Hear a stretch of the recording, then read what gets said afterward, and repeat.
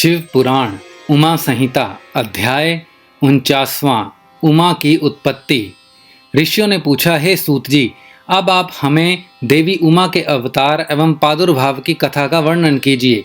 तब ऋषियों के प्रश्न का उत्तर देते हुए सूत जी बोले, एक बार की बात है, देवताओं की युद्ध में विजय हुई।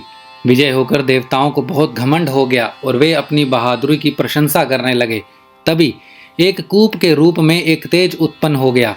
उस तेज को एकाएक देखकर देवता घबरा गए। देवराज इंद्र ने उस तेज की परीक्षा लेने के लिए सर्वप्रथम वायुदेव को वहां भेजा। वायुदेव उस तेज की परीक्षा लेने के लिए वहां पहुंचे। उन्होंने तेज के पास जाकर पूछा, तू कौन है? तब तेज ने भी यही प्रश्न वायु से किया। वायुदेव ने अहंकार से कहा, मैं इस जगत का प्राण हूँ, मेरे द्वारा ही यह जगत चल रहा है। यह सुनकर तेज ने कहा कि इस तिनके को जलाकर दिखाओ तो मैं तुम्हें शक्तिशाली समझ सकता हूँ। परंतु वायुदेव अपनी सारी ताकत लगाकर भी उस तिनके को हिला भी नहीं सके। तब लज्जित और हारे हुए वे देवराज इंद्र के पास पहुंचे। देवराज इंद्र को जब यह सब बातें ज्ञात हुई तो उन्होंने एक एक करके सब देवताओं को उस तेज की परीक्षा लेने के लिए भेजा, लेकिन सभी देवता परास्त होकर वापस आ गए। तब स्वयं इंद्र उस दिव्य तेज की परीक्षा लेने के लिए गए।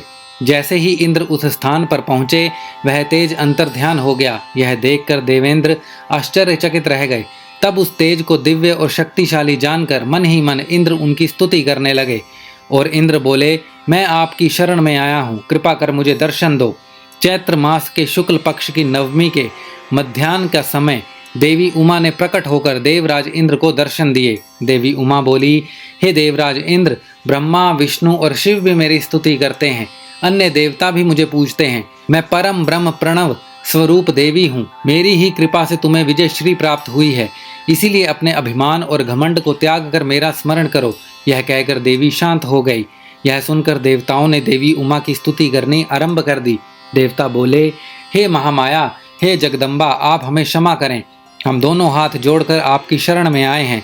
हमसे जो गलती हो गई है उसे भूलकर हम पर अपनी कृपा दृष्टि रखें। यह कहकर देवता देवी माँ की स्तुति करने लगे।